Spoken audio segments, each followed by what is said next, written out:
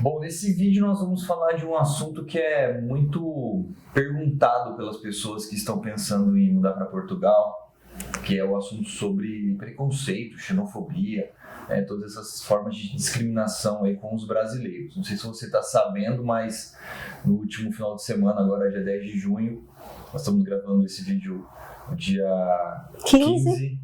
E foi aí saiu uma notícia aí nos vários sites de um brasileiro que estava num restaurante na rua da casa dele e foi agredido, pelo fato dele ser brasileiro. O cara chegou para ele e falou: onde você nasceu? Ele falou assim: nasci no Brasil, com muito orgulho. Aí o cara foi lá e espancou ele, teve que ir pro hospital e foi uma cena horrível. Absurdo, então, né? Uma coisa que, choca, principalmente quem está em Portugal, que é um lugar com pouca violência, com tanta tranquilidade, segurança. A gente vê uma notícia dessa, uma notícia muito chocante. E as pessoas nos perguntam muito sobre isso, Mas vocês sofreram algum tipo de preconceito, algum tipo de xenofobia? Então, nesse vídeo nós vamos falar sobre esse assunto. Nós vamos falar também de uma experiência que a Isa teve em Portugal. Foi uma experiência bastante constrangedora e bastante, difícil pra gente. Acho que foi a única, Isa, que a gente pode dizer que viveu mesmo, mas viveu. E então, se você quer saber, fique com a gente aqui até o final do vídeo, que vai ser muito interessante esse vídeo aqui. E vai ser uma história aqui, que na verdade é uma história real da nossa vida, como a gente tem sempre contado aqui, através das nossas experiências. E se você ainda não nos conhece, eu me chamo Júlio. Eu sou Isabela. E nós somos uma família, que mudou para Portugal aí há 4 anos atrás, teve uma experiência bastante enriquecedora e bastante transformadora, tanto que hoje nós continuamos fazendo isso, ainda aqui do Brasil. Nossa vida está totalmente ligada a Portugal.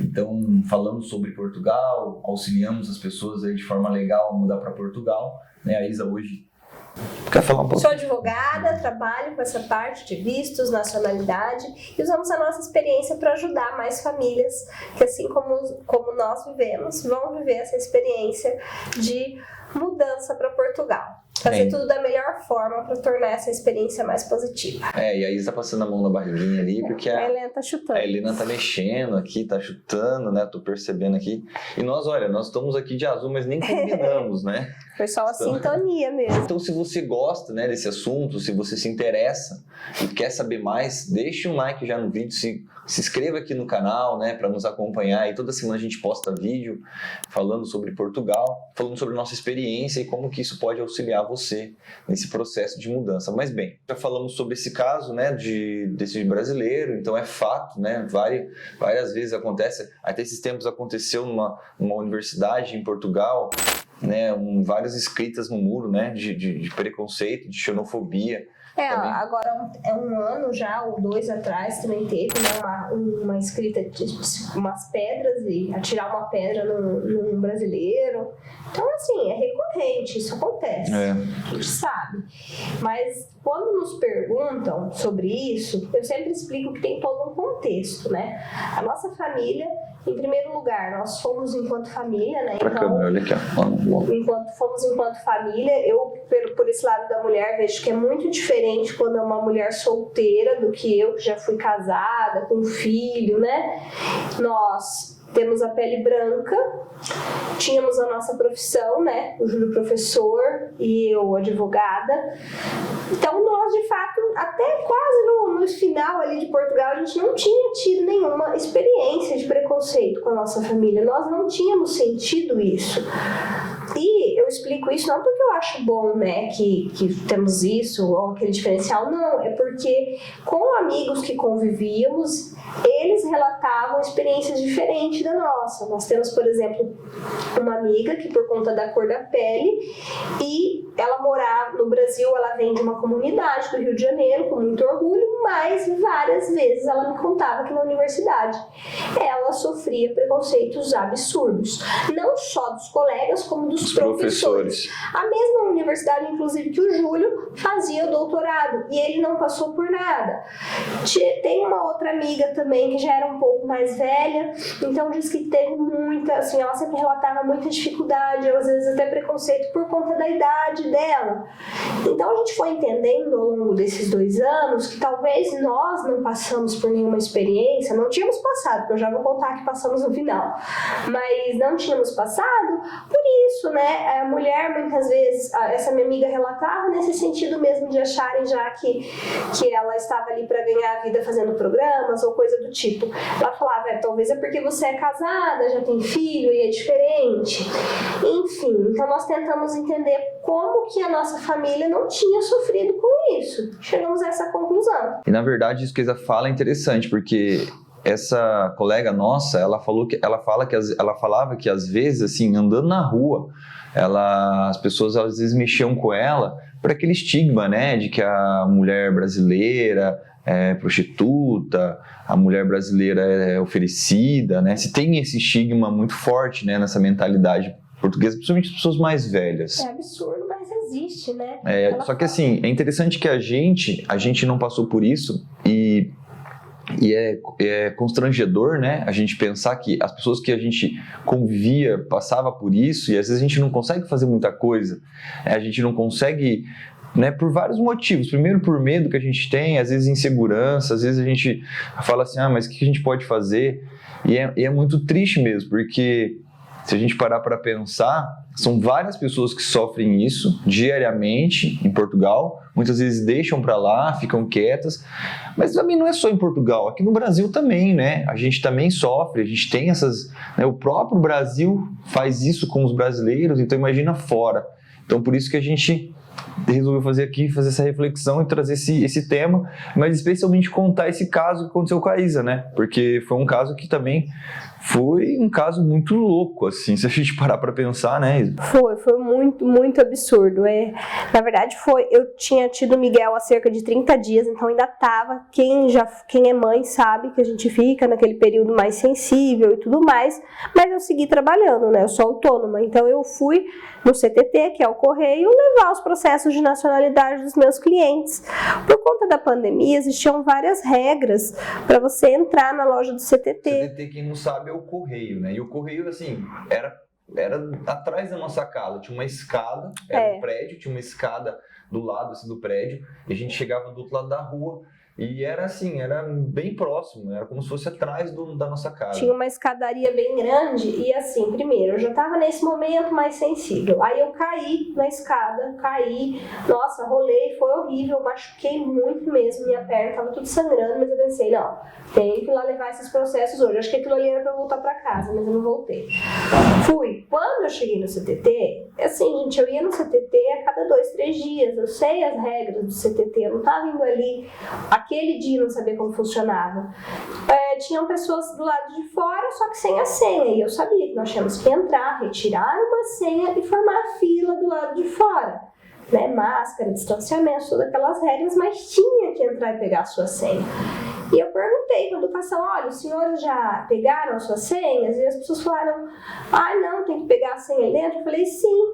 Aí as pessoas entraram e pegaram, e um ser, né, um homem, devia ter lá uns seus 45 anos já, um português. Não era tão velho, né? Eu não sou nova. Mas estou só contextualizando. Mas ele era português e ele começou a ficar bravo comigo porque eu falei que precisava pegar a senha e ele falou que não tinha que pegar a senha, que era só ficar ali na fila. Eu falei, olha, senhor, eu estou acostumada a vir aqui, eu sei do que eu estou falando, eu vim aqui antes de ontem, a gente precisa entrar e pegar a senha e forma a fila aqui fora.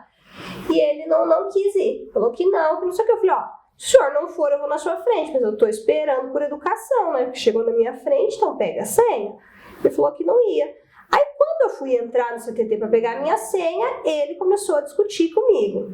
Mas assim, eu fico aqui sentada, né? Eu tenho 1,58 m, eu sou pequena, razoavelmente pequena, ele é grande, e um homem começou a ser totalmente grosseiro comigo, falar para mim que eu não sabia de nada, que era para eu voltar para minha casa, aí quando ele falou isso eu percebi o que estava acontecendo, ele ficou revoltado, porque eu, na visão dele brasileira, tinha uma informação que ele não tinha. Olha só. Então, na verdade, foi a hora que ele falou assim, volta para casa, foi quando eu entendi o que estava acontecendo.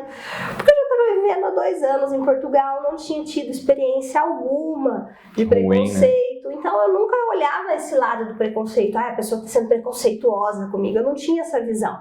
Mas aí quando ele falou pra mim, volta pra casa, aí eu me toquei. Eu falei, é isso. Eu falei, não, eu não vou voltar pra casa. Aí ele falou assim, ele ameaçou me bater, ele veio pra cima de mim pra me bater. Eu peguei meu celular e falei, pode me bater que eu vou filmar, eu vou te denunciar, porque você é um xenófobo. Você é xenófobo, você tem que pagar pelo que você está fazendo, que é um crime. E eu não vou voltar para minha casa, eu vou pegar a minha senha e vou ser atendida. Só que aí, nesse momento, já tinha se tornado um caos, né? Os funcionários do CTT já vieram para fora, eles me conhecem, daí eles me levaram lá para dentro do CTT, colocaram o homem meio que para fora, nem sei se atenderam ou não, sei que pediram para ele ir embora. Eu fui lá pra dentro na parte dos funcionários, mulheres me acalmaram, tudo mais. E aí eu sei que eu fiquei lá, né, tava sangrando por causa da queda, elas me ajudaram a limpar o sangue e tal, fiquei triste, chorei, fiz o que eu precisava fazer no CTT. De fato, o CTT ali perto de onde morávamos tinha 3 funcionários, eles já me conheciam há muito tempo.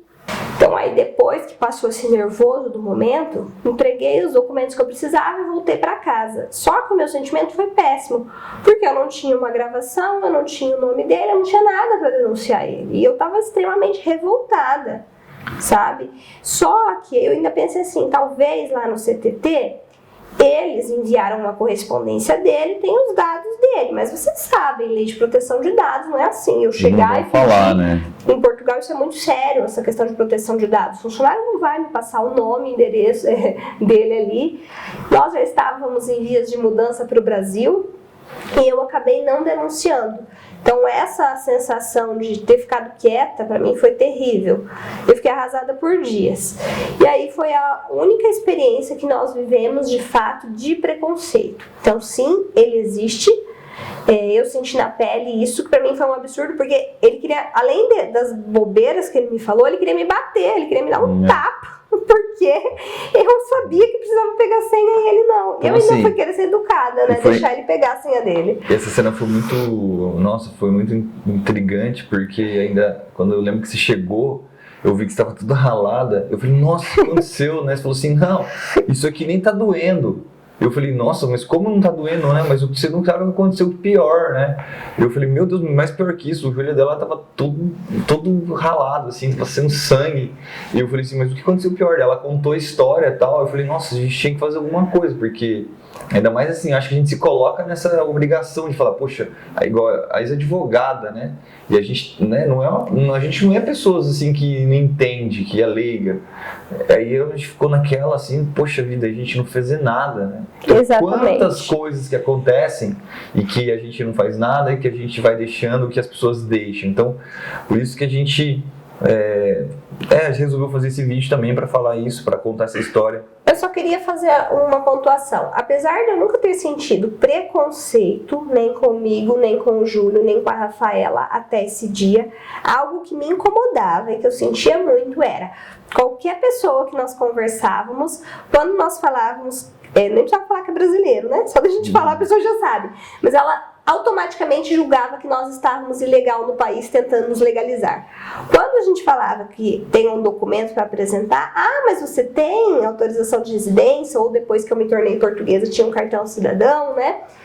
E então, assim, era sempre esse primeiro julgamento, sabe, por causa da quantidade de brasileiros que estão ilegais ou em fase de manifestação de interesse em Portugal, já julgar que todos os brasileiros que estão ali estão assim. Então isso sim eu sentia, em todos os lugares que era alguma burocracia que precisava apresentar documento, o primeiro julgamento como que é o nome da loja que a gente fez o cartão? Vorten? Eu lembro que na Vorten, a hora que a gente falou que a gente tinha documentação, mas vocês têm documento? Como se assim, fosse, gente, as pessoas também vão com visto, também vão legal para Portugal, né? Peraí, tem muito brasileiro com nacionalidade portuguesa, não é bem assim. É o caso desse brasileiro que apanhou, né? Ele era brasileiro, mas ele tinha nacionalidade portuguesa, ou seja, ele também era português. Mal saber, esse português também queria me bater, eu também era portuguesa. Só que na realidade, na cabeça dessas pessoas, eu julgo que não é a maioria dos portugueses, são a minoria. Só que essas pessoas pessoas, elas não estão nem aí com o documento. Elas querem saber se nasceu ali, se tem os costumes dali, esse negócio da terra, não documentação. Mas assim, eu considero que a minoria que fazem absurdos, né? Porque de um modo geral, a nossa família foi muito mais acolhida por portugueses, bem tratada, principalmente a Rafinha enquanto criança. Nós moramos em Évora, em um lugar que tinha muitos idosos vizinhos, portugueses. E, gente, eles gostavam muito da gente, da Rafinha. Eu fui contratada no restaurante que eu trabalhei, meu primeiro emprego, era um restaurante de 33 anos, que nunca tinha contratado um brasileiro. Você foi a primeira, né? Exatamente, eu fui a primeira. E foi uma ótima experiência. Eles sempre tiveram muito respeito comigo, e quando falavam algo relacionado ao Brasil, é porque eles tinham curiosidade de aprender algo comigo. E me ensinavam tudo que eu precisava saber dali. Então, assim, eu tenho muito mais forte esse lado da experiência positiva, de termos sido acolhidos. Mas infelizmente vivemos esse fato aí que marcou. Tanto que o Júlio já queria fazer esse vídeo há muito tempo e eu não queria. Eu tava com trauma. Eu não gosto. Agora eu até consigo contar, assim, né? Que já passou aí 2 anos, já dá pra... Mas é algo que machuca bastante. Então imagina uma pessoa que apanhou, né? Ou outros tantos casos que a gente lê aí, como que essa pessoa não fica o psicológico dela depois. Tem vários. Esses dias também um outro brasileiro que estava num restaurante ali no Cais, que também apanhou. Então, assim, infelizmente não é um caso isolado, nós passamos por isso, nós podemos contar, né? Passamos por isso, a Isa passou por isso na prática. Eu fico pensando assim, né? A pessoa... E assim, a pessoa acha que talvez ela tenha um lapso ali nos neurônios, né? Que assim, imagina, um homem, que tem lá, encontrei uma pessoa na fila de 1,50 m, né? Que é a Isa. 1,58 m. 1,58 m. Cara, o que eu vou fazer? Vou bater nela, né? Mas o que a Isa falou é interessante, que a impressão que dá é que alguns portugueses, né? Quando eles percebem que os brasileiros sabem mais, ou sabem algumas coisas, ou tem, né? O brasileiro tem algumas características interessantes, essa característica de ir atrás, de pesquisar, de se virar. Eles ficam um pouco bravos, eles ficam assim, eles não gostam, né? Eles acham que eles têm que ser melhores. E de fato, assim, vou falar uma coisa aqui em off, né? Só pra gente, mas os brasileiros no fundo eles pagam um pau, né? Vamos dizer assim, eles pagam um pau, né? Porque os brasileiros são assim, são desenrolados, eles vão atrás, eles conseguem. Muitas vezes até extrapolam um pouco isso, mas vão atrás, né, do que eles querem, do que eles buscam. Brasileiro é despachado, despachado, né? Despachado, como em Portugal se fala, brasileiro é um ser despachado. Exatamente. Bom, e é isso, o vídeo vai ficar um pouco longo, nós queríamos parar por aqui. Se você gostou, pedir para você deixar um like, se inscrever aqui no canal, nos acompanhar, porque toda semana a gente está fazendo novos vídeos, e se você quiser deixar também algum comentário aqui embaixo. Sugestão de novos temas, agora que nós estamos voltando aí a gravar semanalmente, né? Então aceitamos sugestões de novos temas de vídeo. Eu posso dar uma sugestão aqui, hein? Como se preparar para viajar para Portugal. Quem sabe seja uma preparação prática para a gente voltar, né, Isa? Pois é. Vou deixar aqui no ar esse vídeo. Bom, espero vocês até o próximo vídeo. Valeu? Tchau, tchau. Tchau, tchau.